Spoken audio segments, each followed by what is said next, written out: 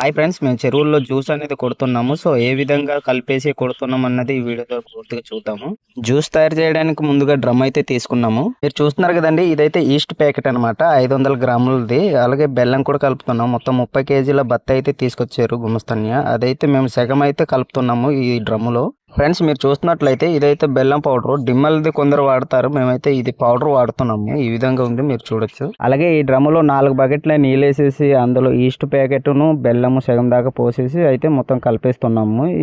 ఇది బెల్లం పిండి కాబట్టి తొందరగా కరిగిపోవడం అయితే జరుగుతుంది, పెద్దగా కలపక్కర్లేదు. డ్రమ్ములో బెల్లం ఈస్ట్ కలిపిన దాంట్లోనే ఈ తవుడు కూడా కలపాలండి. ఈ తవుడు కలిపేసి బాగా కలిసినట్టు కలిపేసి ఆ గుడ్డ అనేది కట్టేసి పెట్టేయాలి డ్రమ్ముని.